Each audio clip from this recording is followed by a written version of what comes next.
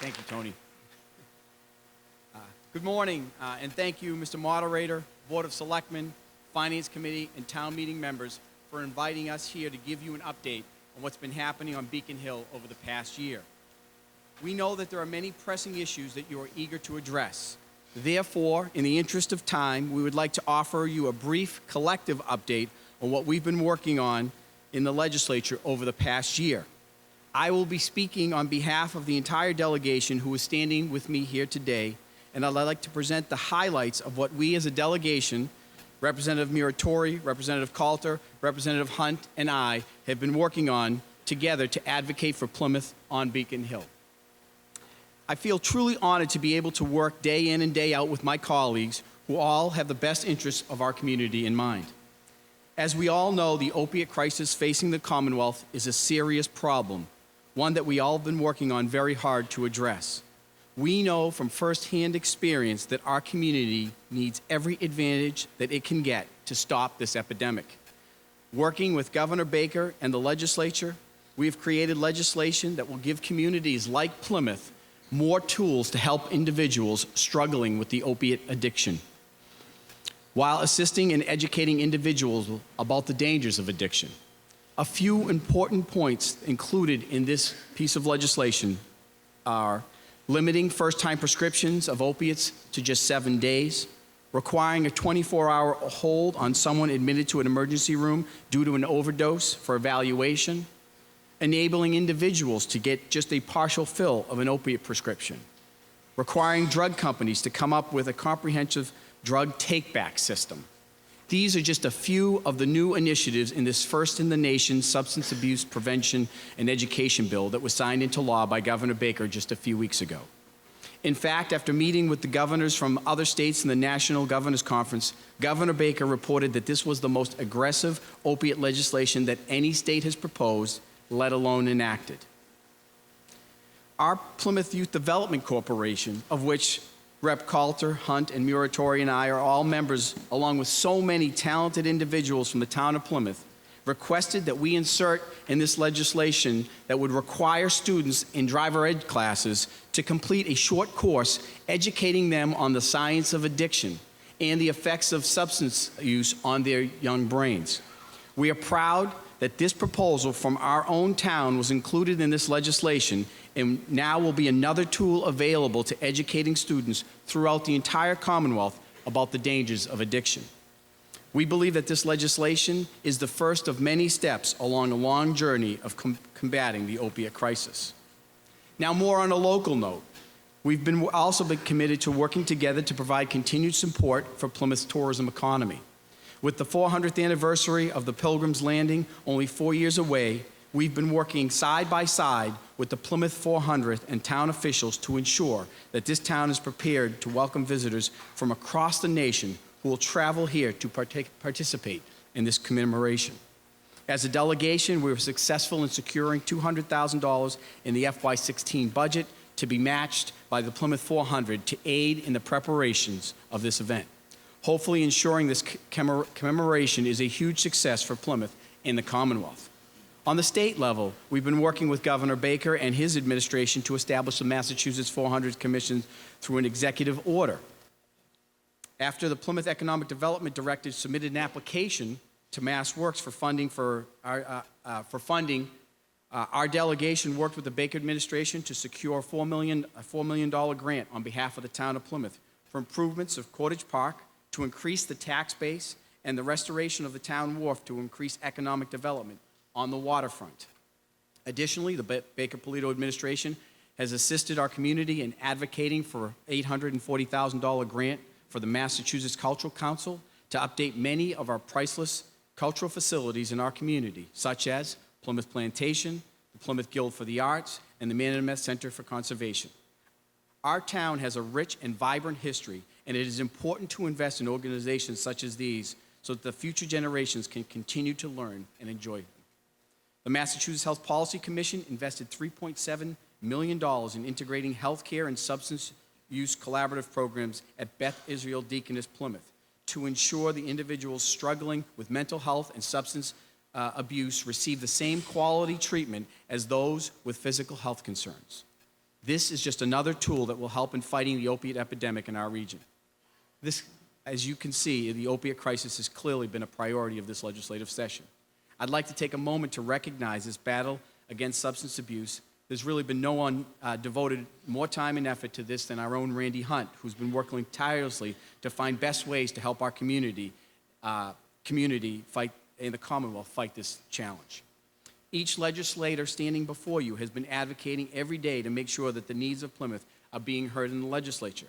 Representative Matt Muratori was a tireless advocate in securing $300,000 in aid for the removal of the Plimco Dam, allowing for the first time in centuries increased river herring runs in Town Brook. Representative Tom Coulter has been a strong advocate for our veterans, securing again another $200,000 for the Nathan Hale Veterans Outreach Center, which serves men and women in our region who selflessly devote themselves to our country.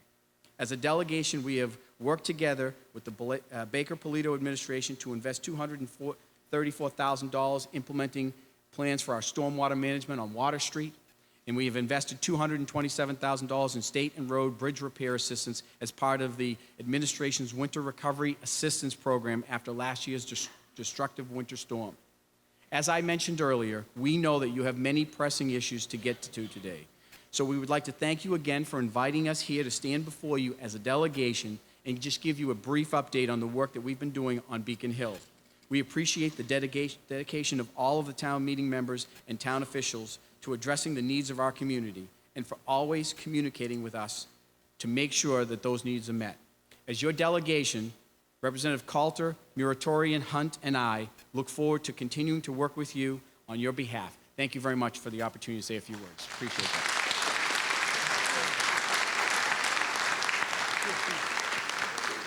Thank you, Senator Lucido, joined by Representative Tom Coulter, Representative Nathan Hunt, and Representative Matthew Muratori. This time, we invite Kenneth Tavares, Chair of the Board of Selectmen, to deliver his annual State of Town message. Welcome, Chairman Tavares. Thank you. Mr. Moderator, elected officials, town meeting members, fellow citizens, good morning. When I last spoke to this body at the fall town meeting, I devoted the majority of my speech to the closing of the Pilgrim Nuclear Power Station, which had just been announced. At that time, I spoke of how Plymouth had faced adversity throughout our 400 years, and in every case we have not only survived, we have thrived. Well, here we go again. Little did any of us know that shortly on the heels of the Entergy announcement, we would be confronted with a new issue of real magnitude, the sewer line break. At the heart of the problem is that unlike the plant closing, no one anticipated the failure of the sewer line. And just like the Pilgrim Power Station, the sewer system impacts not only environmental issues and economic development issues of the town, but also the quality of life in our community. We should acknowledge right at the start that there is a great deal of concern about how to address these two issues.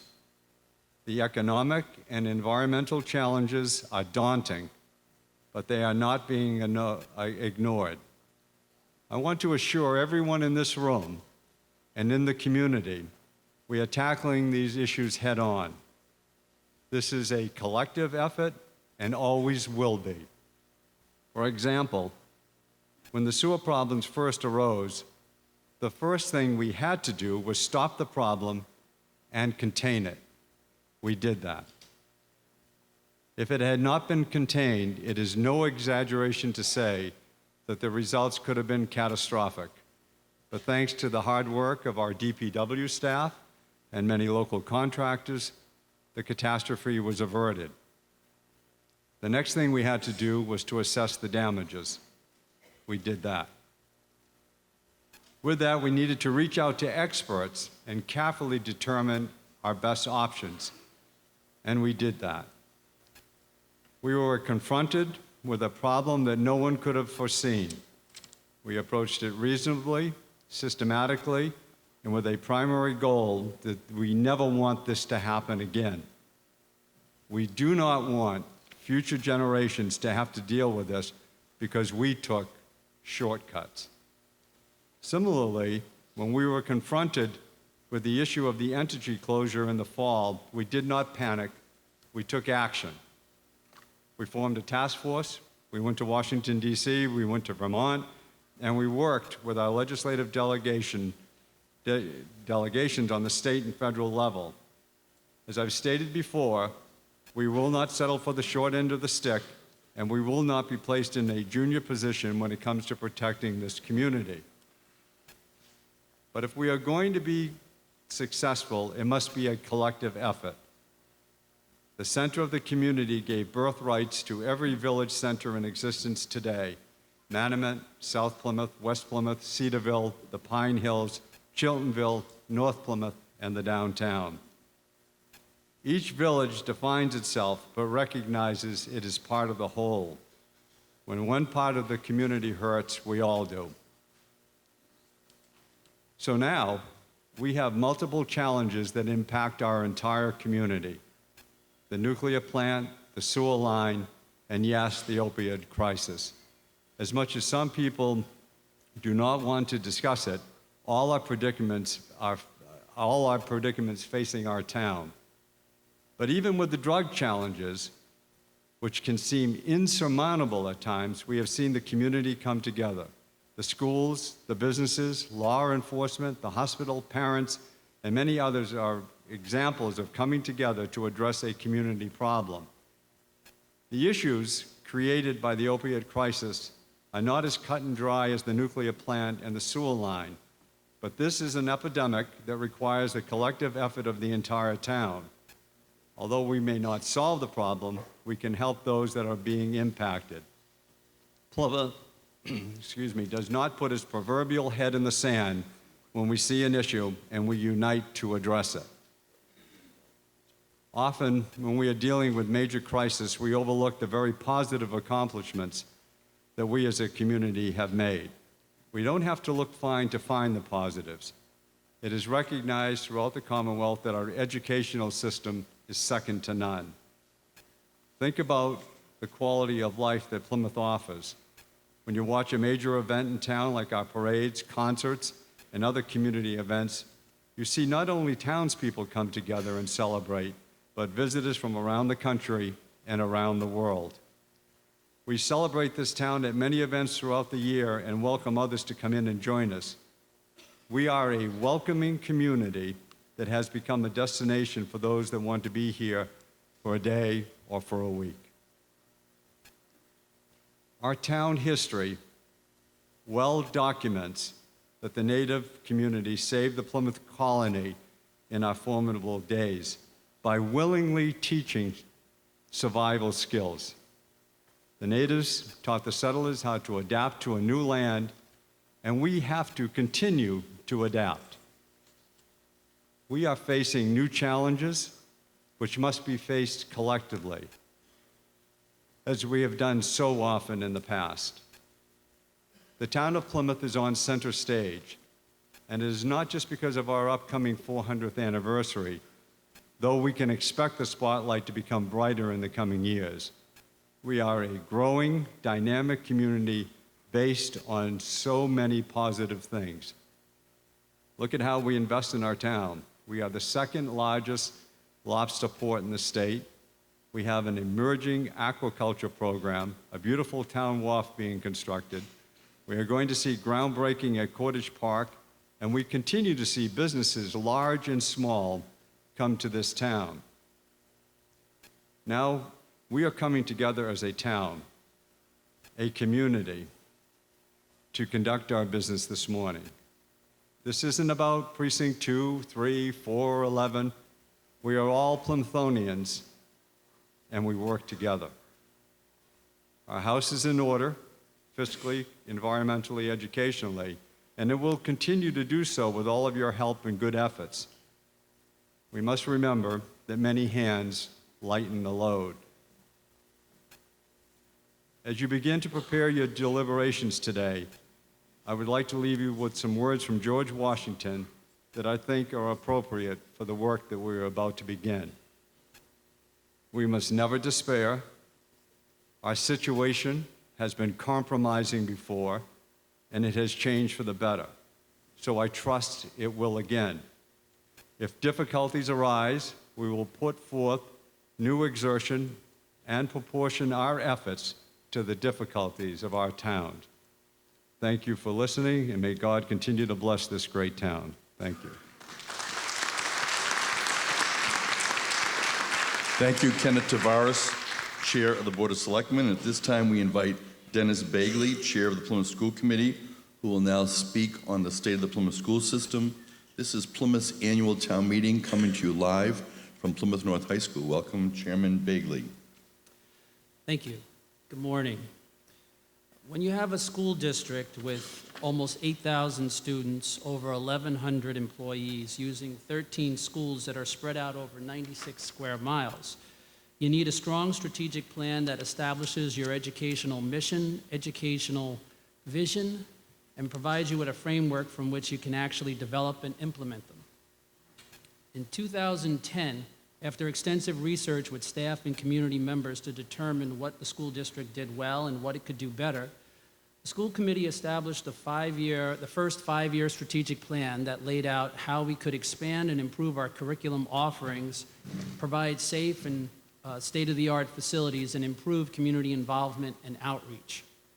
The 2010-2015 strategic plan was very successful in keeping everyone focused on common goals, and as a result, many great things were accomplished, including this building. And this year, the school committee updated and renewed the plan to run from 2016 to 2020.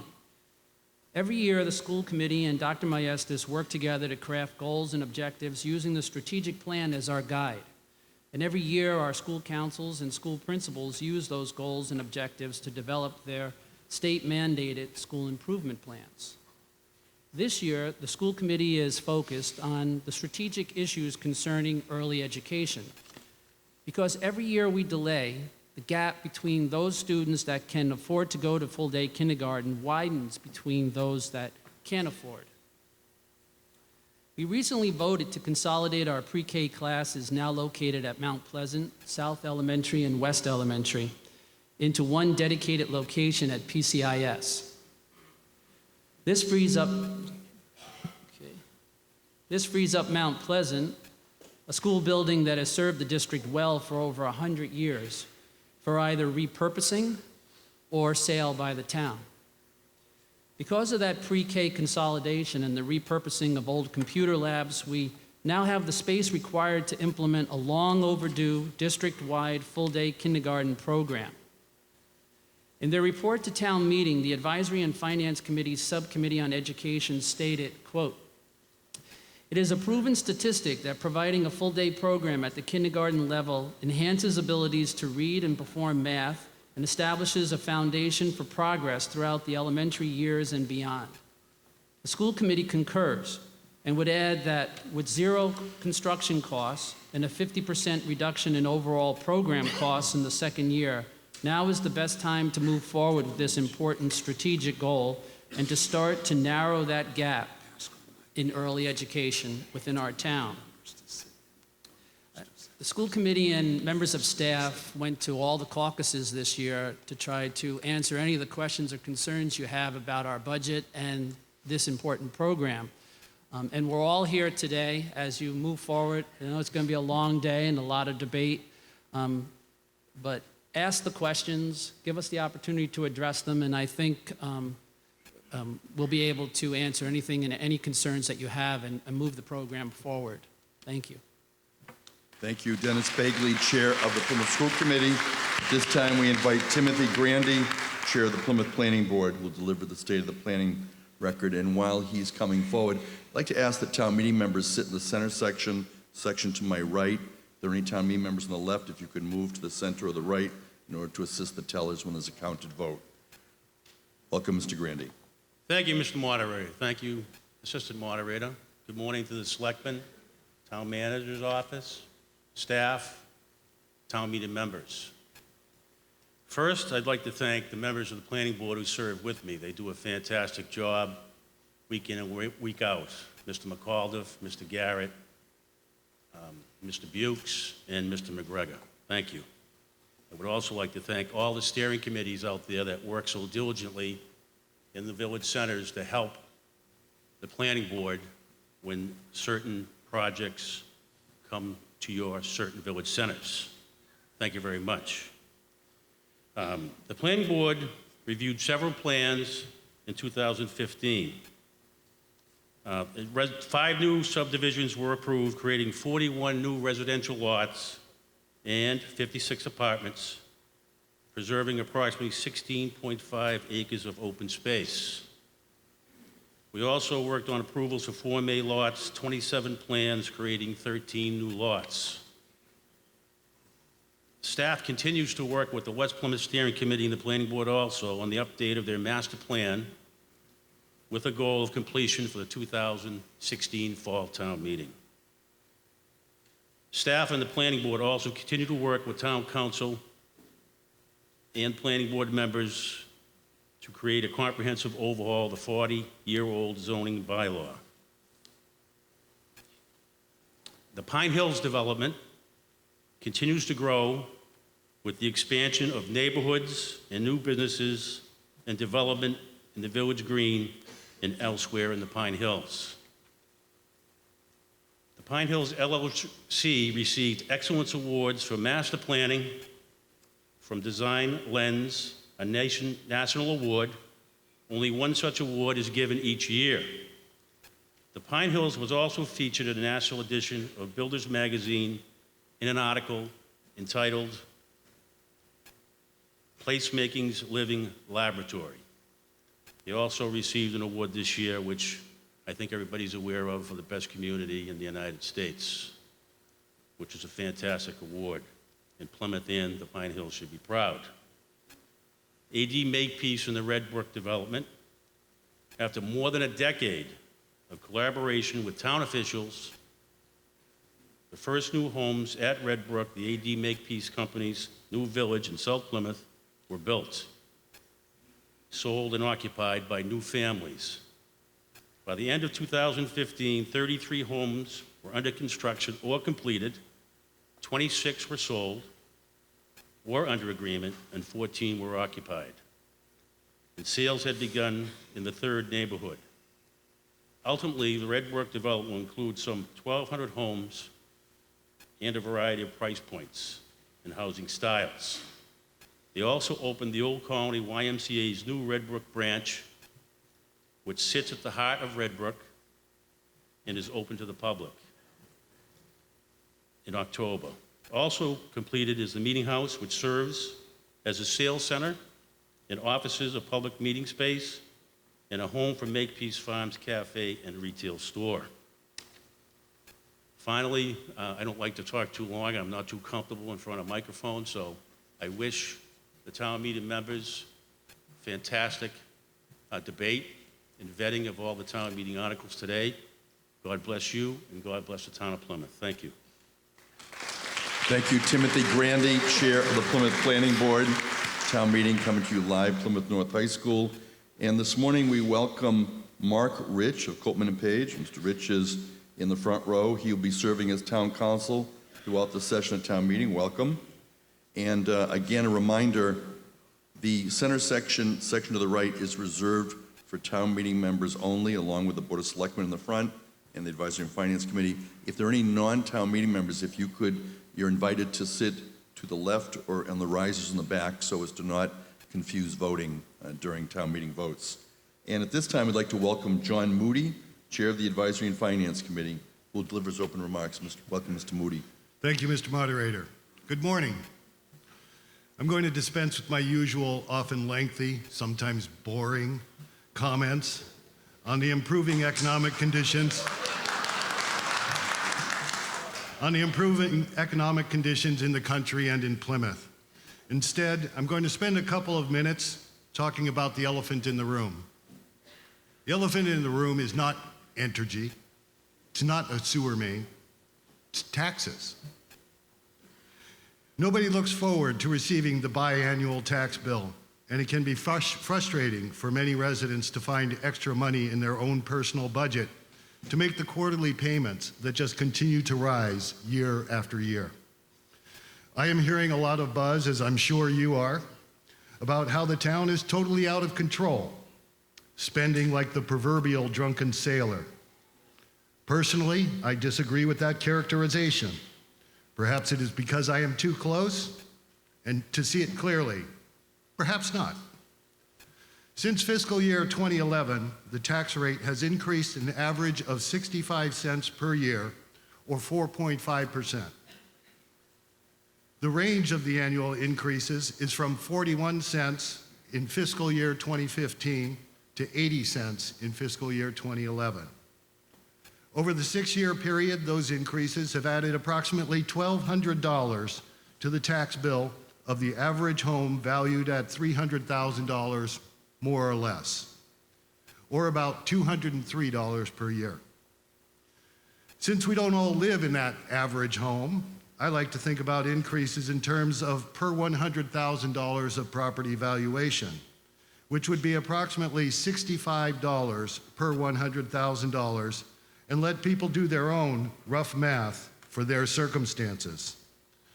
As a member of the Advisory and Finance Committee, I am very conscious of the implications of spending on the tax rate. I think we all are. However, I think it is important for all of us to acknowledge something about the annual tax increase. About 1/3 of the annual tax increase over the past 6 years is for the annual salary increases for the employees that serve our town. Roughly, we were advised at our Wednesday meeting, for every 1% pay increase for town and school employees, the cost is about $1 million. Or for a 2% pay increase, which has been the average, approximately 20 cents added to the tax rate. There is a strong call out there for cutting the budget, and there surely are some opportunities each year to do that. However, what we must resist doing is cutting off our nose to spite our face. Some efforts to cut the budget can be regressive, setting the town back, rather than keeping our eyes focused on the goals and objectives of our town. Admittedly, we all may not agree 100% on what those goals and objectives are, but that is one of the reasons why we meet here annually.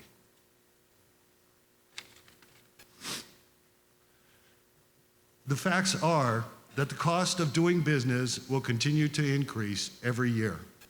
Those increases will bring tax increases that we all need to pay. So what is the answer? Is our destiny to have ever-increasing tax bills? To some extent, the answer is yes. But there are some opportunities. And just for example, our operations as a town need to become more efficient.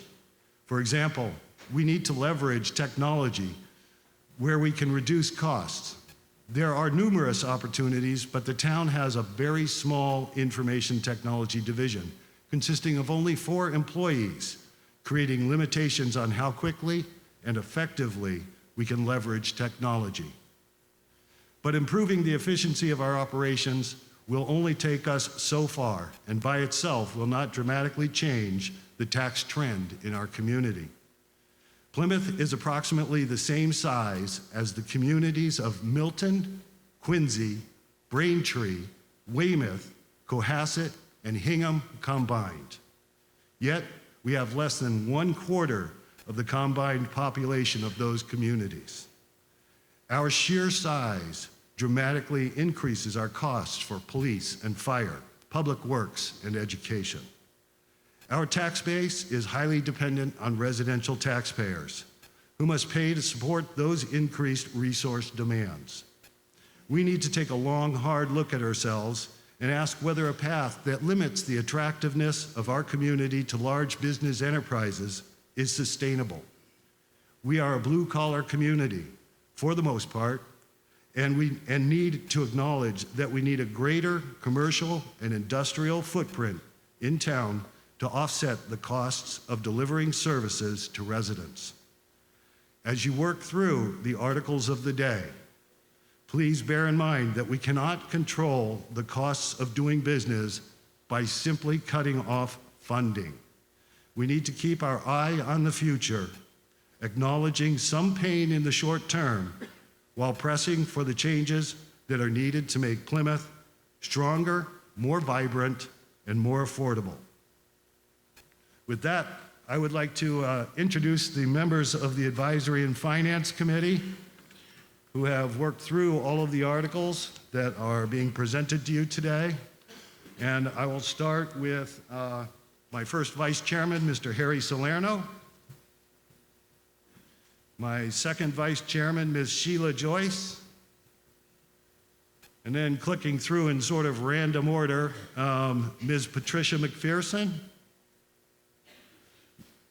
Mr. Christopher Merrill, Mr. Robert Cody, Mr. Ethan Kuzman,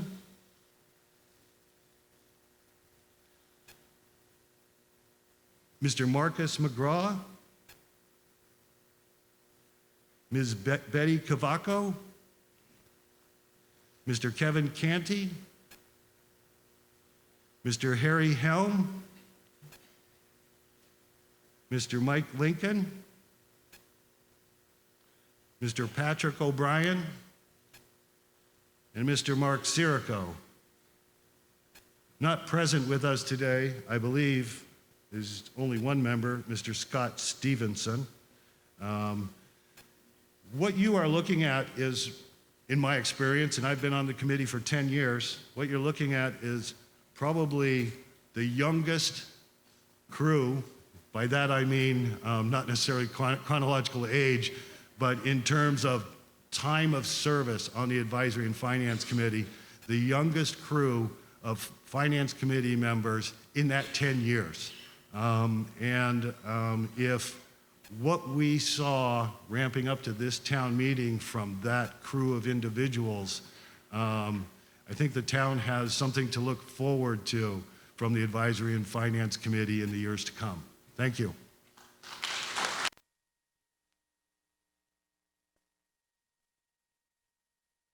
Chair of the Advisory and Finance Committee, we're reminded that under Massachusetts general laws, we are prohibited from the use of any tobacco products within the school buildings, the school facilities, or in the school grounds.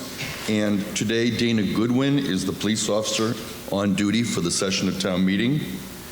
The written materials are available at the sign-in table. They are the report and recommendations of the Advisory and Finance Committee for the spring special town meeting, also report and recommendations for the spring annual town meeting. We have a general government proposed operating budget, and we also for the town, and we also have the 2017 budget book for the Plymouth schools, as well as the strategic plan from the Plymouth schools. The Community Preservation Committee has provided a handout for Articles 16A through 16H, and today we'll be looking at the motions book. We have a couple of changes specifically in the Articles 16. All of those articles will be a majority vote. There'll be no two-third vote on any of those articles. We have a supplement to the report and recommendation of the Advisory and Finance Committee. We'll be looking at that closely in Article 7 as we go through various items and as we have motions to amend the budget. And we also have the supplement 2 to the report and recommendations of the Advisory and Finance Committee. There are also some reports that you have received, specifically the 2015 annual report.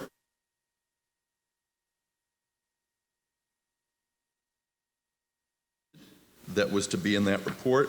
We also have the report of the Open Space Committee, and you'll be hearing from them later, and finally also a report from the Community Preservation Committee.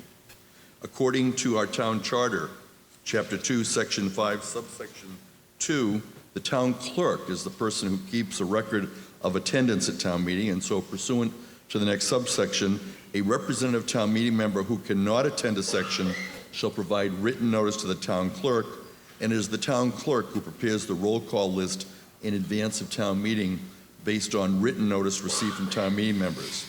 Any town meeting member who has given written notice as to absence will not be included in any oral roll call. They will be included in the electronic voting. and anyone wishing to inquire as to reasons given for town meeting absence should check with the town clerk. Also in our charter, representative town meeting members shall notify the town clerk in writing prior to the town meeting session as to any articles giving rise to financial conflict of interest. We'd like to remind everyone that any Plymouth resident and any taxpayer may speak on any matter, and non-residents may also speak with the consent of town meeting. And in addition to all of those who are here this morning in the Center for Performing Arts, we do have a live cable audience, so we would request that when you wish to speak, if you raise your hand and you've been recognized, please use one of the microphones that have been provided, and the town meeting members and town officials are encouraged to identify yourself by name and precinct each time you speak, since there may be people tuning in from time to time.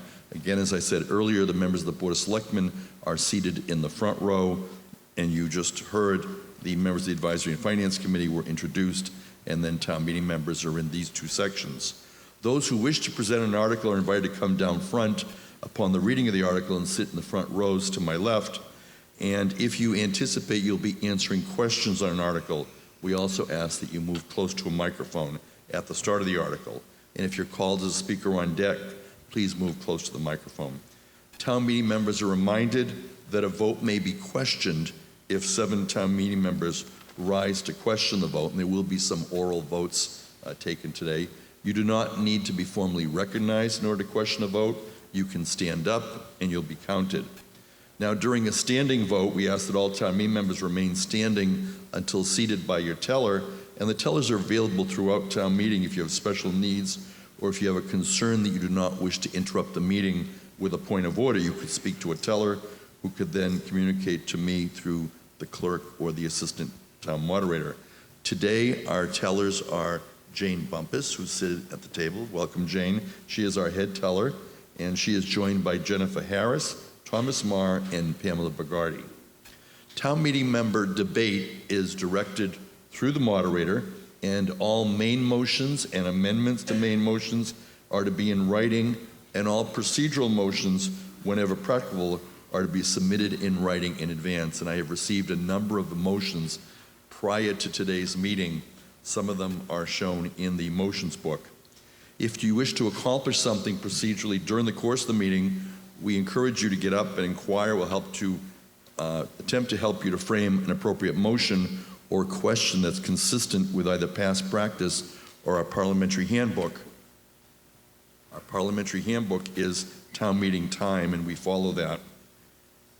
If an amendment is presented from the floor and it contains a legal question or has legal ramifications, I may confer with town council, and such a motion may be delayed until it's written and possibly researched. All of the motions that I received prior to town meeting have been approved. Some of them were rewritten. I did unfortunately receive a motion at the start of town meeting. I conferred with town council, and unfortunately that motion is not properly in order, and I'm happy to speak to the maker of the motion during the break if there are any further questions. Motions may be delayed until they're written or possibly researched, and residents who wish to make motions may do so through a town meeting member, and we do have that in this town meeting wherein a petitioner has asked that a town meeting member move an article. So debate will be encouraged, and if we're notified in advance that you wish to speak on an article, your name is added to a list of scheduled speakers. I will attempt to give everyone a chance to speak once before calling on people a second time. So speaking priority will be determined based on how many times someone has spoken. Formal petitioner presentations may be up to 15 minutes in length. We do have a petitioner presentation today. All of the speakers are 5 minutes, and the time allotment includes question and answer. And town meeting members are reminded that while the moderator limits the scope of the debate, you limit the length of the debate. So if you wish to close debate, you may move the previous question. That particular motion is not debatable, and it requires a 2/3 vote.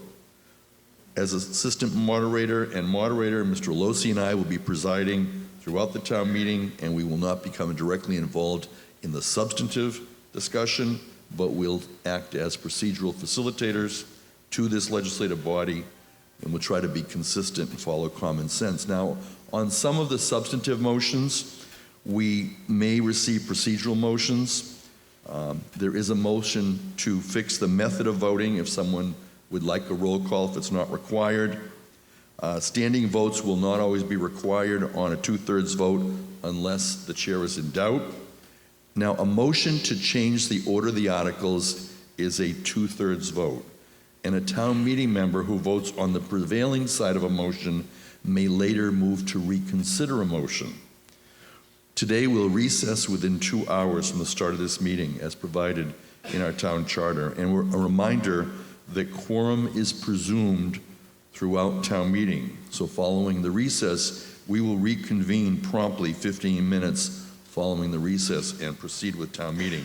Lunch will be served in the cafeteria at approximately 12 p.m. We'll return promptly after the 1-hour recess.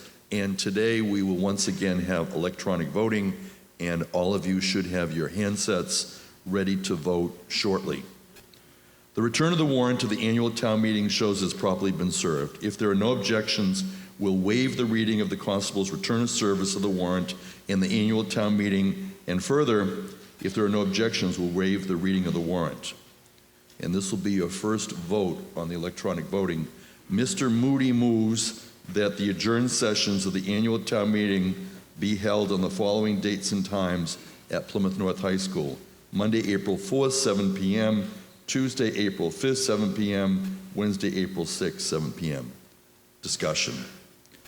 Hearing none, we'll call for a vote, and we're going to do it on the electronic voting in order to make sure everyone's handset is moving. We have a question, Mr. Withington. Could you stand up, please? Michael Whittington, Precinct 5, just remind everyone, 1 is yes if I'm correct, 2 is no if I'm correct, and 3 is I abstain. You do not have to push the send button. Am I correct, Moderator? Mr. Withington is reminding us that 1 is yes, 2 is no, and 3 is abstention, and we're assisted by Option Technologies, and he is nodding his head in the affirmative. Yes, thank you. All right, and at this time, when the light goes on, you can begin to vote.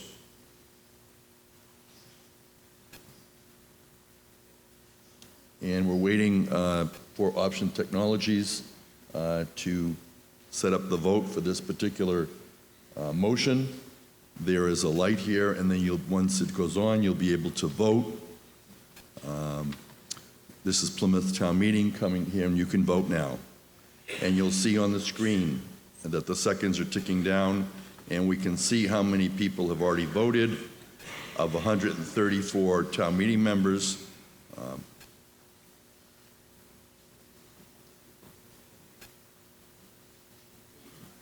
we do have 135, it's showing 134. The vote has concluded, and we will now see the vote as follows. 109 having voted in favor, no one voting in opposition. We do have 3 abstentions on adjourned sessions. Are there any other questions on the electronic voting before we proceed? If not, we'll continue. Are there any other procedural matters to come before the annual town meeting? If not, Mr. Moody moves that the Plymouth annual spring town meeting be recessed until the Plymouth special town meeting is adjourned or dissolved. Any discussion? Hearing none, call for a vote.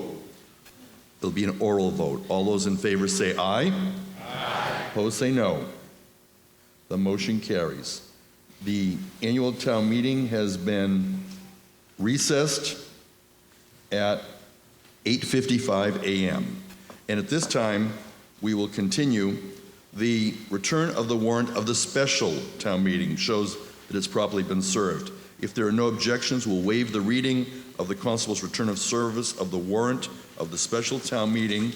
And further, if there are no objections, we'll waive the reading of the warrant. Any discussion?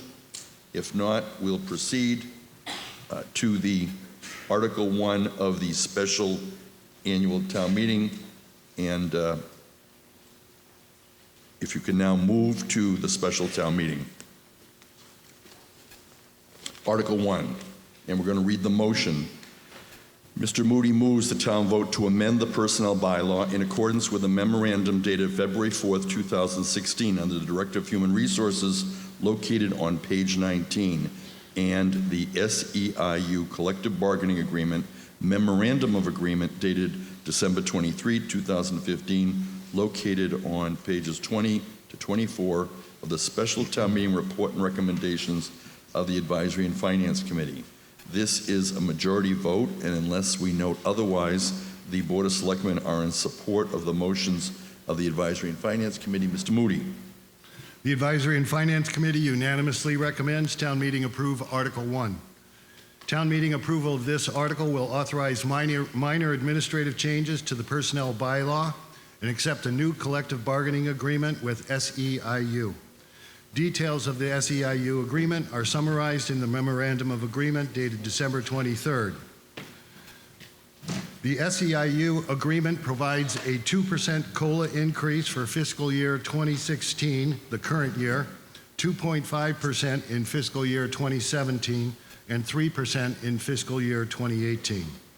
In addition to the COLA and some adjustments to work rules, management, and employee rights, the agreement modifies benefit provisions, such as increasing employee life insurance from $2,000 to $15,000, an increase in vacation accrual rate, allowing employees to receive 15 days per year after 5 years of service and 20 days after 18 years, increasing the sick leave buyback ceiling from $2,500 to $3,500 for employees with 10 or more years of service and who are not enrolled in the optional long-term disability plan.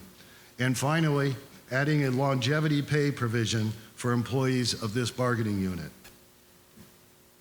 Richard Cirque, Precinct 2. If you look at page 22 of the booklet, at the bottom of the page, there's a reference to the wage reopener clause.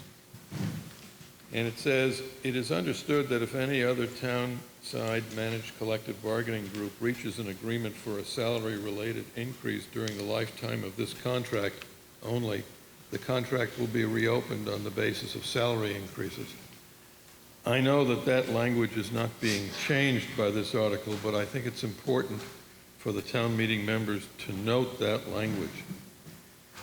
When that language exists, we have to ask ourselves, how many other union agreements have such wage reopener, or sometimes referred to as Me Too clauses? What we do in the case of one union agreement can therefore have spillover effects on other union agreements. And in the future, I would hope that the town would make a concerted effort to eliminate these wage reopener or Me Too clauses, because they just serve to escalate beyond the scope of the agreement before us the costs to the town. Secondly, moving up the page a bit on page 22, in paragraph 13, the sick leave buyback provision. It states that the town agrees that it shall pay to the employee upon his voluntary retirement or upon the death of the employee to his named beneficiary, now up to $3,500. The proper purpose of sick pay is to protect employees if they're sick.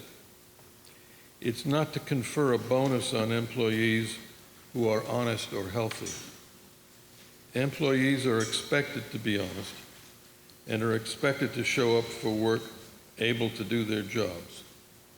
There's no comparable benefit to this provision in the private sector. I know as a private employer, our employees do not have a sick leave buyback program, and I suspect that other private employers would agree. So I think town meeting members need to be vigilant when they look at these agreements, because if we're not vigilant, then benefits that are not comparable in the private sector and not justified in accordance with their original purpose will otherwise get approved. Further discussion under Article 1? Hearing none, call for a vote. All those in favor say aye. Aye. Opposed say no. Motion carries. Article 2. No motion, no action. Article 3. Mr. Moody moves the town vote to transfer the sum of $2,341.27 to pay certain unpaid bills of a prior fiscal year as follows. And you have it at the text in your motion. This is a 9/10 vote. It is a roll call if it is not unanimous. Mr. Moody. The Advisory and Finance Committee unanimously recommends town meeting approve Article 3. Town meeting approval of this article will authorize payment of one outstanding invoice from fiscal year 2015 in the amount of $2,341.27. This invoice is for a 100B expense, police and fire, retired or on disability. Often, these types of bills, which cannot be anticipated, are received well after the close of the fiscal year. Funding for this invoice will come from fiscal year 2016 member benefits. Further discussion? Hearing none, call for a vote. All those in favor say aye. Aye. Opposed say no. Motion carries unanimously. Article 4. Mr. Moody moves the town vote to amend Article 8 from the spring 2015 annual town meeting by reducing the appropriation item KK acoustic buoys from $4,000 to $2,138.66 and amending the funding source from grants to general fund free cash. It's a majority vote, a roll call if it is not unanimous. Mr. Moody. The Advisory and Finance Committee unanimously recommends town meeting approve Article 4, which will correct an administrative error on the funding source and amount for an Article 8 item approved at the spring 2015 annual town meeting. Further discussion? Hearing none, call for a vote. All those in favor say aye. Aye. Opposed say no. Motion carries unanimously. Article 5. Mr. Moody moves the town vote to authorize the Board of Selectmen to enter into an agreement for payments in lieu of taxes pursuant to General Laws, Chapter 5938HB and General Laws, Chapter 64, Section 1, or any other enabling authority in the amount of $12,500 per megawatt, which amount shall escalate at a rate of 2.5% each year for a term of up to 20 years for personal property attributable to the solar photovoltaic energy generating facility on property described as Plymouth Route 3 Interchange Exit 5, having a capacity of approximately 0.5 MWAC, a copy of which is on file with the Plymouth Town Clerk. It's a majority vote. Mr. Moody. The Advisory and Finance Committee, on a unanimous vote with 2 abstentions, recommends town meeting approve Article 5. Town meeting approval of this article will authorize the town to accept a pilot or payment in lieu of taxes agreement between the town and Mass Highway Solar for its 1/2 megawatt solar photovoltaic facility located at Exit 5. A rate of $12,500 per megawatt is the negotiated amount. The term of the agreement will be 20 years and will include an annual escalator of 2.5%. By entering into a pilot, the town will receive a set stream of payments and have a remedy to seek damages should there be a default. Further discussion? Hearing none, call for a vote. All those in favor say aye. Aye. Opposed say no.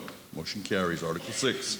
Mr. Moody moves the town vote to transfer from overlay surplus the sum of $750,000 to the Nuclear Plant Mitigation Stabilization Fund as authorized by provisions of General Laws, Chapter 40, Section 5B, which fund shall be under the care and custody of the town treasurer. It is a 2/3 vote, a roll call if it is not unanimous. Mr. Moody.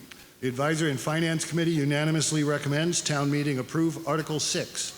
Approval of this article would authorize the town to set aside $750,000 in the Nuclear Plant Stabilization Fund, which will provide for future mitigation of the tax impact to residents as the pilot payments from Entergy decline. The current balance of the Nuclear Plant Mitigation Stabilization Fund is $2,886,924. As with all stabilization funds, a 2/3 vote of town meeting would be required for additions to or withdrawals from the stabilization fund. Further discussion? Hearing none, call for a vote. All those in favor say aye. Aye. Opposed say no. Motion carries unanimously. Article 7. Mr. Moody moves the town vote to rescind unused borrowing authority for Article 9B3 from the April 2012 annual town meeting for the Water Street Bridge in the amount of $700,000, and Article 9B3 of the April 2013 annual town meeting for the Federal Furnace HVAC in the amount of $1,380,000. It's a majority vote. Mr. Moody. The Advisory and Finance Committee unanimously recommends town meeting approve Article 7.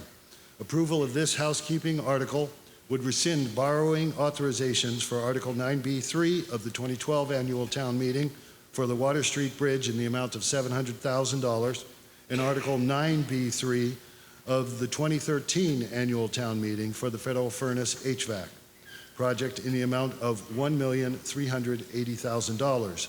Both projects are complete, and these amounts represent unused borrowing authorization. Further discussion? Hearing none, call for a vote. All those in favor say aye. Aye. Those say no. Motion carries. Article 8, Mr. Moody moves that $48,200,000 is appropriated to pay costs of temporary and/or permanent repairs to sewer lines, included but not limited to repair of line breaks and related failures, and/or for the costs of improvement or repair of the town's sewer system in general, including without limitation all costs thereof as defined in Section 1 of Chapter 29C of the general laws. That to meet this appropriation, the treasurer, with the approval of the Board of Selectmen, is authorized to borrow $48,200,000 and issue bonds or notes thereof under Section 7 or 8 of Chapter 44 of the general laws and or Chapter 29C of the general laws. That such bonds or notes shall be the general obligations of the town and shall be payable from the general fund and or the sewer fund. That the treasurer, with the approval of the Board of Selectmen, is authorized to borrow all or a portion of such amount from the Massachusetts Clean Water Trust, established pursuant to Chapter 29C, and in connection therewith to enter into a loan agreement and/or security agreement with the trust, and otherwise to contract with the trust and the Department of Environmental Protection with respect to such loan, and for any federal or state aid available for the project or for financing thereof. And that the Board of Selectmen is authorized to enter into a project regulatory agreement with the Department of Environmental Protection to expend all funds available for the project and to take any other action necessary to carry out the project. This is a 2/3 vote. It is a roll call if it is not unanimous. The Board of Selectmen are in support. Mr. Moody. The Advisory and Finance Committee unanimously recommends town meeting approve Article 8. Town meeting approval of this article will authorize the town to borrow $48.2 million for the purpose of covering the emergency response costs of the failure and replacing the failed forced sewer main. The proposed solution anticipates first resolving the failure of the existing main to eliminate the unsightly bypass pipe and its $300,000 per month price tag, and then installing a second redundant main that will enable the town to effectively perform regular maintenance while having a readily accessible alternative in the event of any future catastrophic failure. This article does not address the mechanism for repaying the debt, although in discussions before the committee it was acknowledged that at least at the outset a general fund subsidy would be required because the Sewer Enterprise Fund would be unable to sustain the annual debt service payments. An article at fall town meeting will address that question in part, while the Board of Selectmen, acting as sewer commissioners at public hearings as part of the annual process of setting sewer rates, will make adjustments as it deems necessary. Generally, the Advisory and Finance Committee has expressed the belief that the sewer failure and fix is a community-wide issue, although some members of the committee do express concerns about the extent to which general taxpayers will have to bear the burden of payment. The committee deferred further discussion on repayment funding to later in the year when the funding proposal is presented. Melissa Arrighi, Town Manager, on behalf of the Board of Selectmen, with a presentation. Welcome, Melissa Arrighi. Thank you very much. We know how important this article is for town meeting today, so what we'd like to do is a formal presentation for all of you. It's about 15 minutes or so in length, if you could just bear with us. But I'd like to bring Jonathan Beater, the Director of Public Works, who has worked really tirelessly on this project since the issue first came to light in December. I'd like to bring him up to start the presentation. Jonathan Beater is the Director of the Department of Public Works, Plymouth Town Meeting, coming to you live, Plymouth North High School. Welcome, Mr. Beater. Thank you, Mr. Moderator. Good morning, town meeting representatives. Jonathan Beater, Director of Public Works. Article 8 this morning is requesting $48.2 million, which will allow us to immediately address the catastrophic failures that occurred in 3 sections of the 30-inch sewer force main. Our first break occurred on December 19th, the second on January 27th, and the third on January 31st of 2016. Combined, these breaks necessitated a full bypass along the 4.5-mile route of the force main at a cost of about $7.5 million. The 30-inch force main is a single pipe that conveys most of the sewer flow, on average 1.5 million gallons a day, to the treatment plant on Camelot Drive. This pipe is the lifeline of the system, and our recommended repair addresses all of our concerns. Given the last few months of the force main breaks and bypass-related work, we want to once again thank both the residents and the businesses along the bypass route that have been affected with the work. Your patience and support has assisted us tremendously with addressing a major problem in town, and for that we thank you. I have a few slides that I'd like to run through now that really highlight the bypass and what we have witnessed in the field.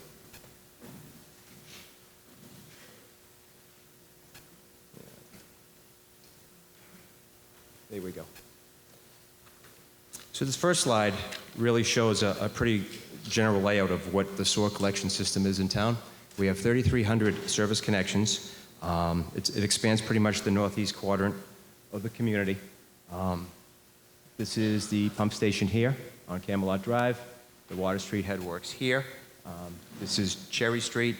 This is Samoset Street. And then this is Braley and Westerly back to exit 5. So you get a pretty good idea of the vicinity. We've done a lot of good things the past couple of years with your help and guidance through town meeting, through betterment programs and sewer expansion, specifically Samoset Street extension over here, and then Cranberry Crescent development here. The Samoset Street sewer expansion, we're looking at about 200,000 gallons of new flow, which will start this spring. And then the Cranberry Crescent project will be online in a couple of weeks. I think they expect to open in early May. That's about 80,000 gallons of flow. What we've been trying to do is expand sewer flows to really manage your rates. Again, with the expansion of the sewer system, it'll continue to address environmental health concerns that we have in those areas. Next slide here, I just really wanted to show town meeting this morning the bypass route and what we witnessed. The first break happened here on December 19th, which is behind the Sheriff's Building, south of Exit 5 along the Route 3 corridor. This orange line here is the first bypass that went into play after that first break. The second break happened south of Braley Road, right over here, which is a little bit next to the Loud Pond Well.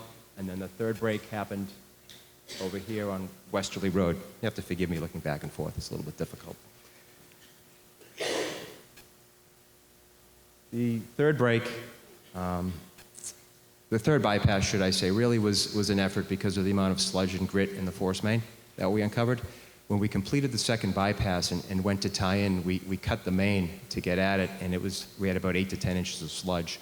So it was difficult for us to clean and inspect that line, and we knew that there couldn't be any uncertainty with this repair. So we made the decision with the board to put this bypass into play, to really thoroughly and diligently inspect the last section of Maine. And what we've uncovered was a significant amount of sludge. You'll see pictures in the next slide. This is a picture of the force main. It's exaggerated in terms of profile, elevation. You can see the 3 red stars.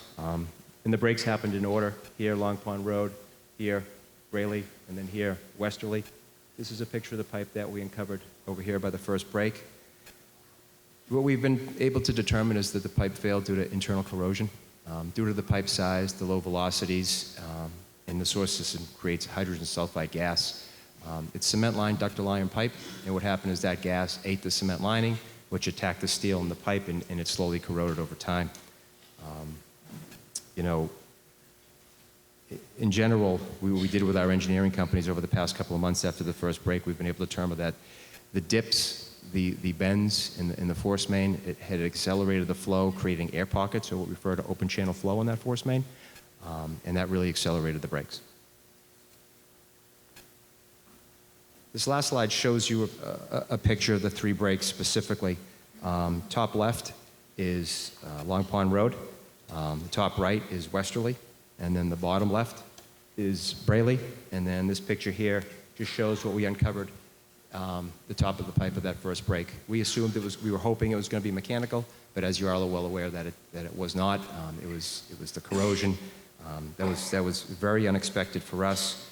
But what we can say is that, you know, in my short time here in Plymouth, I've seen this body take it real seriously, the environment, the sensitivity of the environment, you know, our water quality, our aquifer, and all the things that this body has put into motion. I think the SOAR is very important. Thus, our response has been nonstop since December 19th.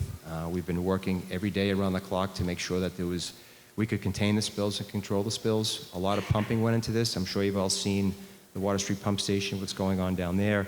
The expense of just the pumping was about $2 million alone, just in an effort to try and control the pumping. So that was a big deal for us, but again, we know how important it is to this group. This slide here, top left, shows a picture of, we had a company called Red Zone Robotics to really do a detailed scan. This is along the first section of the break between the prison and the sewer treatment plant. This is the top of the pipe here, so you can see the color differences of where the corrosion exists. And then the top right picture shows the stress failures of the cement lining. And generally when you use ductile iron pipe, it's used a lot in water applications. That cement lining controls the pH, you know, of the water so it doesn't deteriorate. In our case with the sewer gases are attacking that cement lining, and this is the stress cracking you see. So it spalls off, and then really that's when it really starts to attack the iron. The bottom picture is what our engineers developed in terms of a model which allowed us to really see the high points in the sewer main, the sewer force main, should I say. There's two colors there, orange and red. Those colors were developed to really help us put together the options in our final recommendation to the Board of Selectmen, FinCom, and ultimately this body today.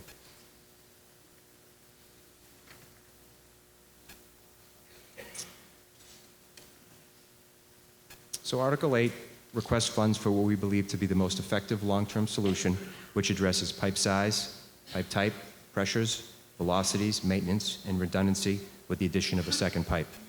This funding will provide a comprehensive answer needed to address all of our current concerns with corrosions, flows, and future maintenance. Article 8 will provide two 24-inch plastic pipes of the same size within the existing easement. The existing 30-inch force main will have a smaller HDPE pipe slip-lined through it where it can be, and the rest of the 30-inch main will be open cut and replaced with HDPE pipe. After this new first pipe has been installed, tested, and put into service, the bypass will be removed, about 16 weeks in total. During this time, we will continue to design a second new plastic pipe along the same corridor with several cross connections, which will allow for future cleaning and inspection programs for both force mains. This second force main will require extensive road work on Aldern, Westerly, and Brayley roads and will require about 30 weeks construction time. All of this work will be coordinated with future upgrades at the headworks, which have also been requested through in Article 9 in the annual coming up later on today. In the end, this option will provide two properly sized pipes with no threat of corrosion, improved flows, and the ever so important ability to clean and inspect with no service interruptions. We were extremely fortunate with the break locations by avoiding environmental catastrophe. Dealing with the breaks, the emergency response, and all the details involved has been top priority. We fully understand that this is an expensive repair and appreciate all the dialogue leading up to today, and we are happy to answer any questions. As your DPW director, I respectfully request that you support Article 8 to prevent these events from ever happening again. And now, I'd like to invite Lynn Barrett, your Finance Director, up to discuss the process that will be followed. Thank you. Lynn Barrett, Director of Finance. This is Plymouth Town Meeting, coming to you live from Plymouth North High School. Welcome, Lynn Barrett. Good morning.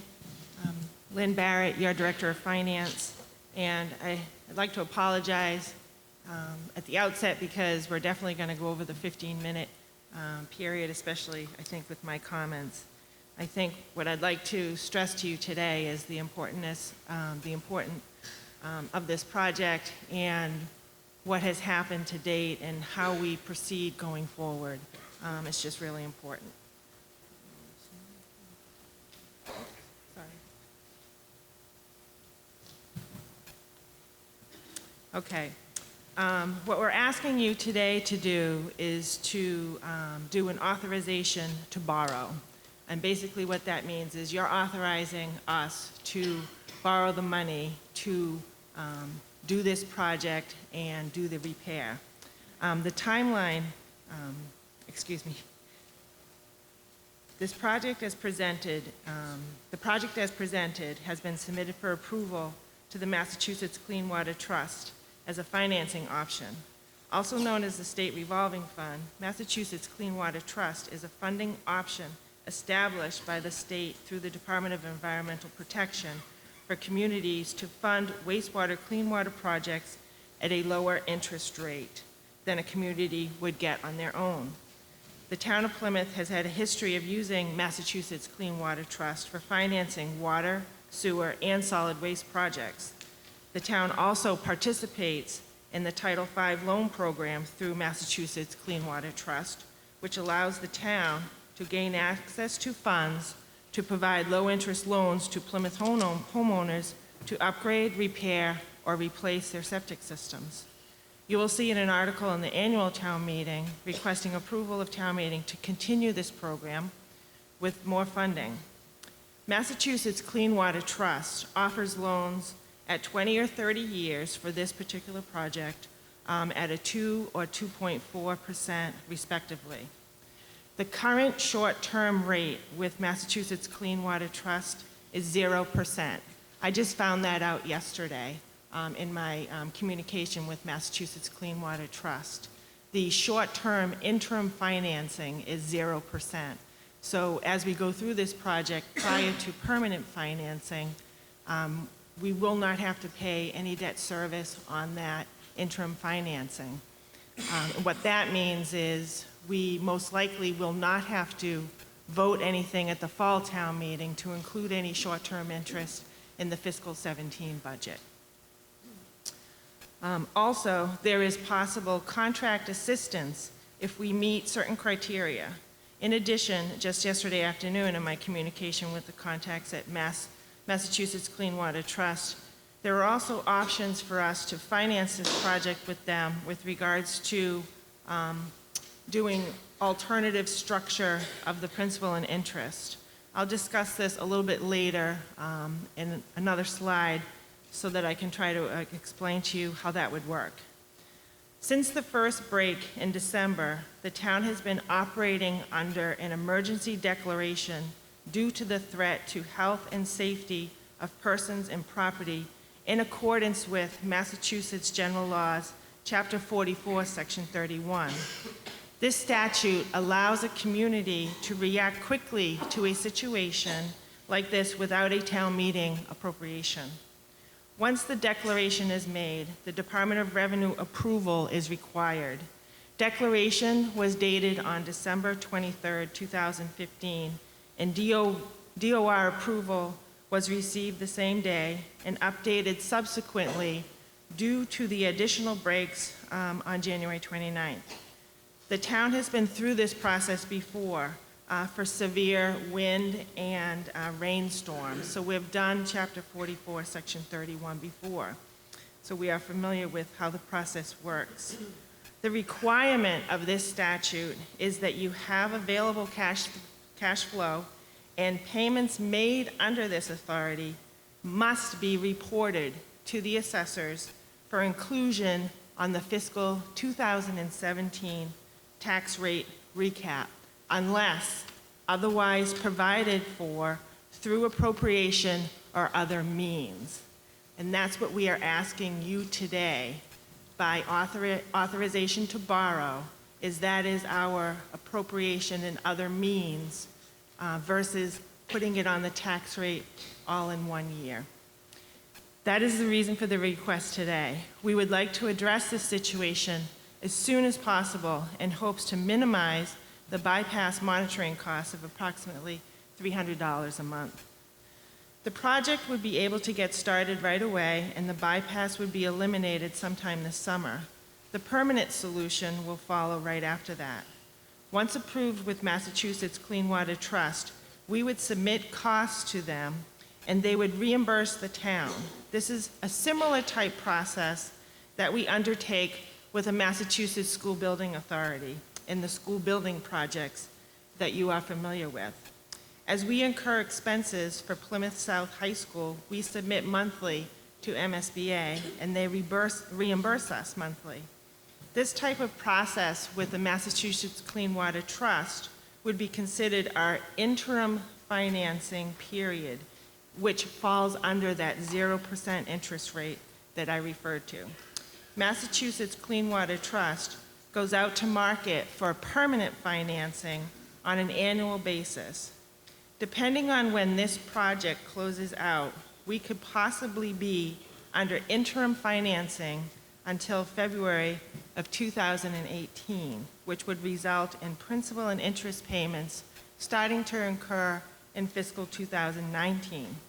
The earliest that they would occur, though, would be fiscal 2018. Therefore, with regards to the fiscal 2017 budget that you're voting today and will finalize in the fall, there would be no cost required to be added to the budget. Once we enter permanent financing, that is when a thorough analysis of the structure of this debt would be considered and a funding source recommended. At all times, we would be very cognizant of the general fund taxpayer and the sewer rate user. After that budget is vetted and approved by town meeting, the rate process would be entered into and sewer rates would be recommended to the Board of Selectmen. Then after that, the tax rate for that particular year, whichever year that's going to occur in, would be finalized and submitted to DOR for approval. On an annual basis, the town would submit these debt service payments in addition to our current sewer debt for sewer rate relief with the state. We've been successful in the past in receiving some nominal funds from the sewer rate relief process, and we've used them for rate reduction. The next slide, okay. The next slide is I'm just going to go over a little bit of history of the Sewer Enterprise Fund and the original force main and sewer plant project. Town meeting authorized enterprise fund legislation for the sewer department in April of 1994. They started accounting for this enterprise fund in fiscal year 1997. The sewer plant and force main projects authorized by town meeting in 97, 99, and 2001, the project totaled $44.67 million. This project was a result of original plant failures in the 80s and a 1992 consent order from Mass DEP because we were not in compliance with our town's discharge permit and the Massachusetts Clean Water Act. In that consent order was also stipulated that the town commence wastewater facilities planning, which resulted in the town voting to build the sewer plant at Camelot and construct the force main that goes up to it. Financing for this project was also through the Massachusetts Clean Water Trust, formerly the Massachusetts Water Pollution Abatement Trust.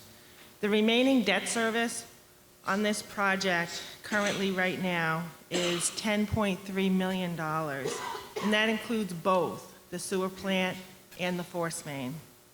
This debt is slated to be paid off completely in the years 2021, 22, and 23.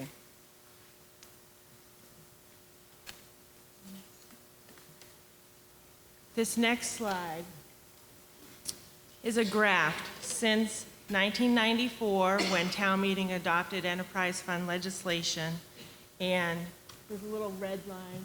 Well, it's not red up there, but in 1997 was when they established the sewer enterprise fund, and that was segregated from the general fund. What this slide, I just wanted to demonstrate to you what this slide shows is the debt service in the past that's happened for the original sewer plant and force main. To date, we've paid over $27.5 million on that debt. And most of it was shared by the sewer rate users, but the there was a townwide contribution from the general fund of almost $7 million over this period of time. We've really done a great job in controlling costs and having the Sewer Enterprise Fund be self-sufficient. And we will try to continue to do that in the future. But as I said, every year we will look at this and try to allocate costs accordingly and make recommendations accordingly. This next slide shows what the current sewer debt picture is for the Sewer Enterprise Fund. And basically what this graph is showing you is that large debt on the original sewer plant and the force main, which is going to be paid off in 2021, the bulk of it, and then 2022 and 23. So it's going to go down dramatically. That's the blue line that you see. The green line is the new project for the headworks upgrades on Water Street, which is included in Article 9 at the annual town meeting that you'll see later on today. That project is also going to be submitted through Massachusetts Clean Water Trust and will receive the same type of financing. As I mentioned earlier, I talked about that I found out yesterday that Massachusetts Clean Water Trust would be agreeable to working with the town in doing a flexible debt structure, which means an uneven principal amount over the life of the loan. And what I talked to them about was in those first few years of debt is trying to defer as much of the principal to 2022, 2023, and forward. And they are open to that option. We've done it before on our own with our own debt financing, just to try to, allocate things in the appropriate fiscal year where we can afford them and where we have capacity. So I was very excited about that. I think that that's a great thing for the town of Plymouth and that they're willing to work with us. And I'm excited about, going forward with that because I think that that's going to help us to try to control any spikes or anything like that that may incur either in the sewer rate or in the tax rate. The next slide is just to show you again too the general fund picture and how you can see the capacity in those later years falling off. The blue line is what our current debt is right now. The red line the purple line is projects that have been approved by town meeting, but we haven't actually borrowed them yet. And then the red line is we are still under construction with Plymouth South High School. That project's been going along very well. We've borrowed about $22 million so far for that project out of a total of approximately $65 million or so that we're supposed to borrow for that project. So we will have to continue to provide cash flow for that project. So we'll be borrowing interim until May of 2017, and then we're going to be going out for permanent financing. Most likely, this graph right here shows you if we were to borrow the rest of what we need in May of 17. But most likely, we won't do that. As we did with Plymouth North, we sort of spread the borrowing out over a 6-year period so that the impact to the tax rate is not as great as if you had borrowed it all in 1 year. So we really strategically try to do that, and we'll probably spread that out with Plymouth South as we did with Plymouth North. So this is really the worst case scenario that you see in front of you. As I said, we'll determine those sort of how we're going to do it going forward from here. At this time, I'd like to turn over this presentation to the town manager to summarize and review our objectives at this point. Thank you. Thank you, Lynn Barrett, Director of Finance. We now are going to be hearing from Melissa Riggi, Town Manager. Welcome. Thank you. Thank you very much. I think that it's clear everybody in the room understands the undeniable benefit of having sewer in this town. And we also understand that we had a catastrophic failure in our infrastructure system. Where the divide is where it appears to be, is what Chairman Moody referred to earlier, which is really about how we're going to pay for this. And that's where we need to have the thoughtful debate. And I think you've seen the commitment here today from everybody that's spoken, from both the DPW director, the finance director, the chairman of Advisory and Finance, and the chairman of the Board of Selectmen, that we want to have that healthy debate about a payment plan. It has to be fact-driven, and there has to be credible consideration of all the options, and there will be many options. Working with the Finance Department, the Board of Selectmen, the Advisory and Finance Committee, and the field experts that we have to help us with this, we'll do a thorough analysis of all the project's costs, and we won't know those until the bids come in. There needs to be a cooperative examination of all the borrowing and payback options, including what could be available at the state and federal level. We also have to review any retained earnings that might be available. We have to engage as many people as possible and get the payment plan that will work best for the town and for our long-term strategy for borrowing. We are going to do everything in our power and our collective abilities to identify all these resources, manage these sewer rates, and exhaust every potential for cost reduction. I'd like to talk a little bit more about the public process, and it's on this slide because we have heard from so many of you that it's critical to any decision that's made. That public process is coming. I've seen in my time here in Plymouth that we hold more public meetings about an issue than you see often in other communities. That will certainly be the case with the sewer issue. This project is of such magnitude and importance, and I think for me, as I just look at the future impact that this project will have on this town, it demands and relies upon that public input from residents, from town meeting members, from all our boards and committees, as well as the executive branch and the legislative body. Although we haven't yet identified all those funding sources, we need to have that debate, and we will have that. The unwavering goal of the public process is to find the best and most equitable solution for this whole town. And I imagine that conversation is going to take place every year. You just heard Ms. Barrett say that we won't even be borrowing for some time now, most likely in 2018. So we have years in meetings and these annual town meetings to have that debate. The unity is what we want to see here. We know we all have the same goal. We know we have to do something with the sewer system, and we know we need a long-term repair, one that in the future is going to encourage both economic development and preserving our natural resources.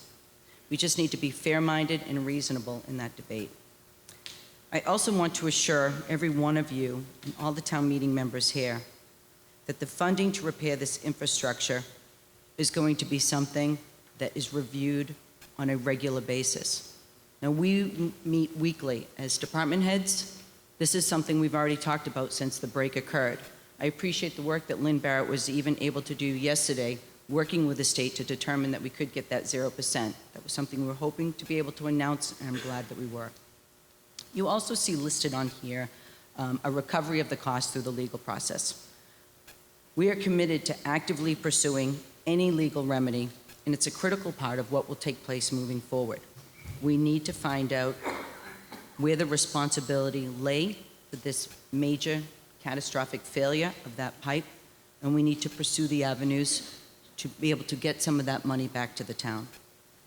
Finally, you see listed here many of the town-wide benefits, and you heard some of them earlier in Chairman Tavares' comments. But in talking to many of you personally over the last couple of weeks, you don't need me to read each one of these bullets. Simply put, every single precinct in this town has consistently shown that dedication to balancing the natural resources and the economic development, and this sewer system plays a key role in both those. This article seeks the authority to borrow the $48.2 million to fix this problem long-term and build a better system overall. Before you begin your debate, I'd just like to show you a 1-minute video that the company that did the temporary repairs put together for us. I think it shows you the magnitude of the issue at hand, and just as importantly, it illustrates how the sewer system impacts this whole community.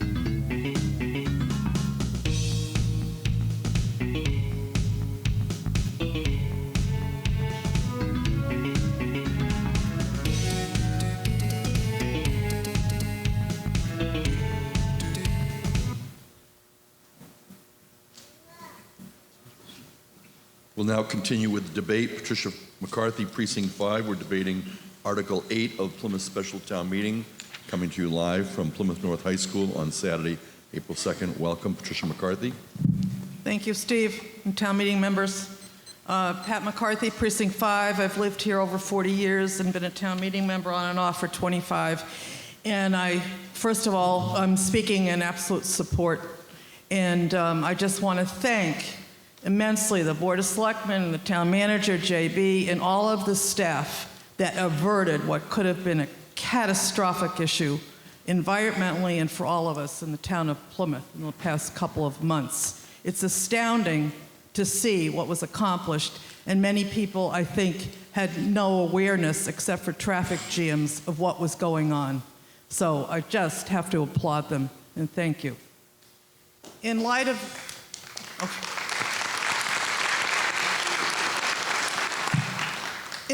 that, with all the discussion and all the social media and all of these letters, et cetera, I don't know how many people have had the opportunity or taken the opportunity to try to learn about the sewer system.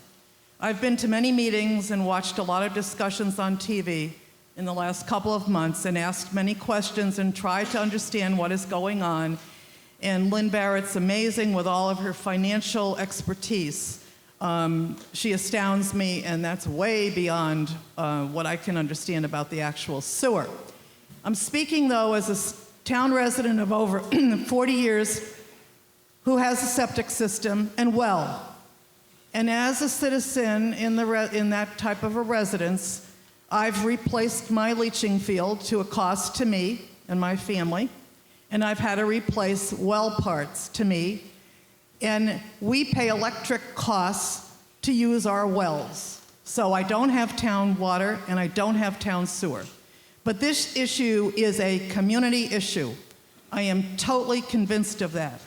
And it is costing us $300,000 a month to rent. I know that Lynn just mentioned 300 in error. I picked up on that.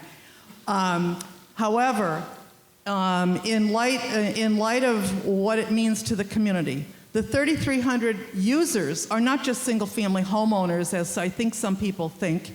It's like a Home Depot. It's like the Hilton Garden. It's like other commercial users. It'll be like our new town hall, a lot of the residential condo projects that are coming online within our community, and it's to promote good business and commercial growth for our town, which is so important. Because, so I say to you, it's a community issue, not just pitting one area of town who gets a sewer line to their home against another area of town like mine who has a septic system and a well. It affects our downtown, tourism, our historic sites, the restaurants, our businesses, the Arts Center, the Spire Center, all of which are community areas that we all enjoy or should enjoy. And that is good for the quality of life in our town as we live here today and as we move forward. These are just random thoughts I put together this morning, so I don't mean to be disjointed. And as Vinnie DiMucito said in his remarks, we have a rich and vibrant history in our town. And this only will help us as we move forward towards 2020 and promoting America's hometown to the rest of the nation and the rest of the world. It is absolutely a necessity. We have no debate. We cannot pollute the environment or harbor. We have to move ahead. And I know there's been a lot of legal filings. Many of you may have followed, but there's been many executive sessions, and we, rightfully so, cannot know all the details, but they are moving ahead with all the litigation possible. I trust our current Board of Selectmen and our team that they're doing the right thing, and I urge you, please, to vote yes on Article 8. Thank you. Russell Shirley, Precinct 11. We're debating Article 8. Mr. Shirley, it's Plymouth Town Meeting coming to you live, Plymouth North High School. I agree with Pat that this is a community-wide issue, and I know that we'll have a lot of debate in the future on where the funding is going to come from. There certainly have been a lot of voices raised and merit and objectives discussed that where this money should come from and why. That's a debate for a future town meeting, and I urge you all to support this. Further discussion? Yes, please come forward. Debating Article 8 of Plymouth Special Town Meeting is coming to Plymouth North High School. Michael Hanlon, Town Meeting Member. John Hanlon. Michael. Mike Hanlon, Precinct 15. I would like to echo Ms. McCarthy's comments about the support of the Public Works guys. They've done a great job in corralling this issue. And I also agree that this is a community problem. You may be aware of the fact that I filed a motion, a proposed motion, to amend this article to propose a cost-sharing formula. I proposed 50-50. If you don't like 50-50, I did that in order to get it on the floor for debate. If you don't like 50-50, maybe it's 60-40, 70-30, I don't know. But we need to have a discussion about that issue. And it's this group that needs to participate in that discussion. I am not happy with this proposal. This is a proposal to borrow with no proposal to pay it back. And we've been told that the selectmen favor putting this 100% on the backs of the taxpayers. I am not in favor of that. The presentation that Ms. Barrett just made suggested that the current wastewater treatment plant, pump station, and force main was paid in round numbers 25% by the taxpayers, 75% by the ratepayers. I like that formula. Maybe you could suggest a different formula, but I'm okay with that. But we're being asked today to vote on this article without any of that information. They say they're going to have a public debate or a public process on that. That's great. That's absolutely what needs to be done. I think Mr. Moody in his remarks also suggested that they would be coming back to town meeting in the fall to ask for something. I'd like to know what that something is and what we're going to be asked to vote on in the fall. Right now, I'm not supporting this motion or this article. Thank you. Further discussion under Article 8? My name is Peter Neville. I live in the town of Plymouth in Precinct 10. And I guess I just need to have my confidence rebuilt.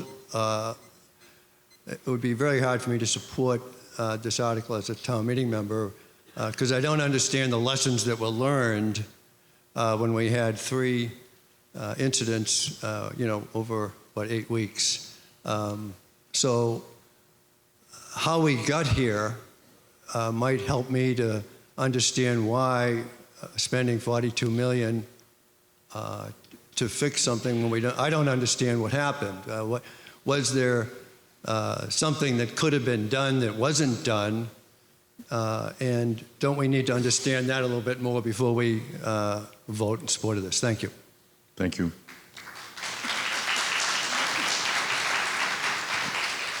Robert Spencer, Precinct 1. I'm all in favor of the new sewer line. The only question I have is I want to know what the new plastic pipe, how long is that guaranteed for?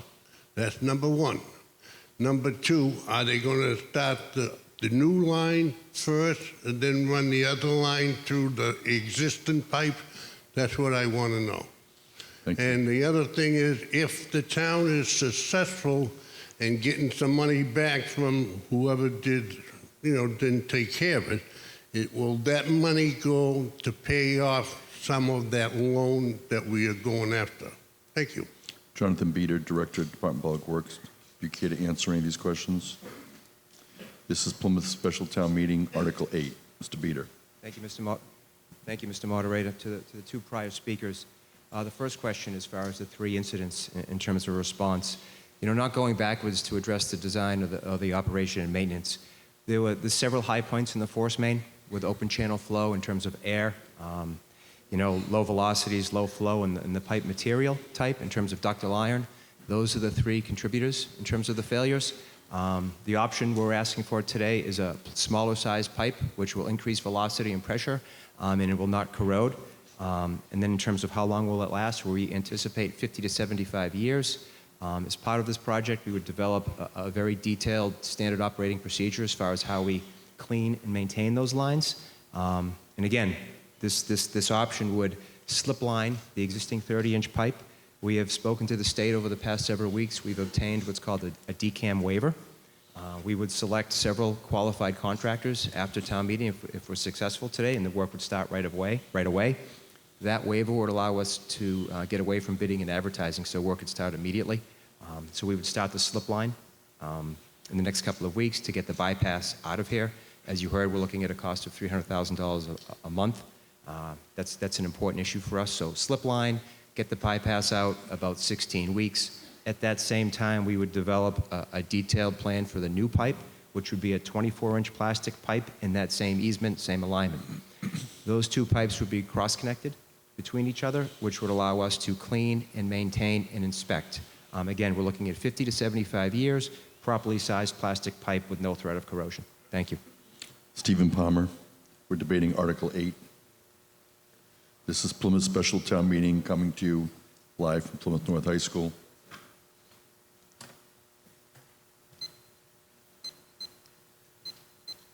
Thank you, Mr. Moderator. Stephen Michael Palmer, Town Meeting Member, Precinct 5. I just want to put the $48 million into perspective.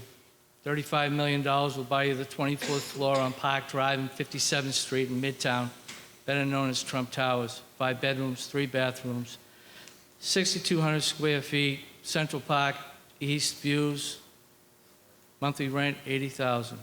Liberty Mutual Company on Berkeley and Stewart Street built a $26-story office tower that was a $350 million project.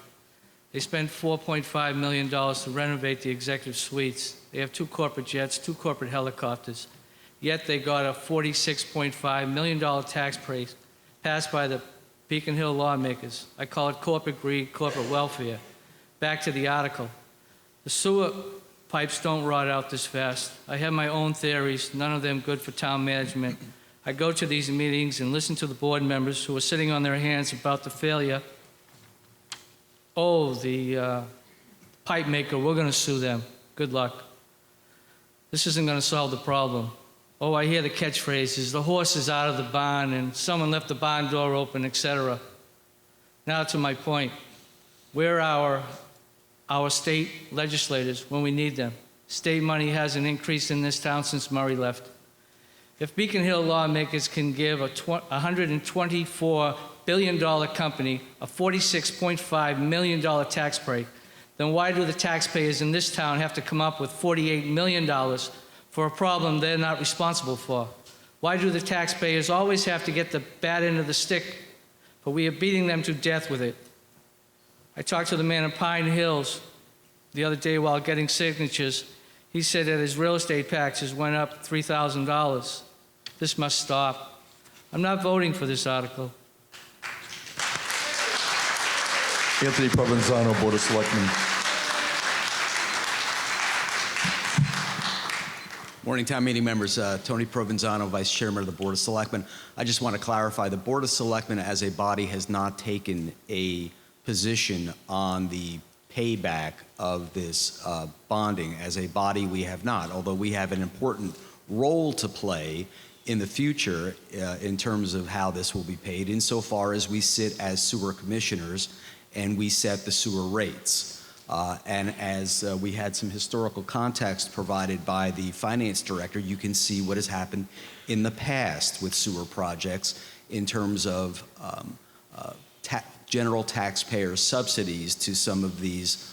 And I would expect that in the future, the Board of Selectmen, whoever they may be, sitting as sewer commissioners, will make the determination of, to the extent there will be, if any, a subsidy on this payback. Thank you. Betsy Hall.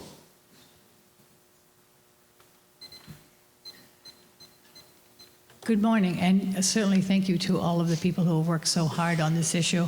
I want to speak to the topic of unity in the town of Plymouth. I live out on West Long Pond Road. Some of you may never heard of that, but it's a dirt road, a private road, way out in the hinterlands.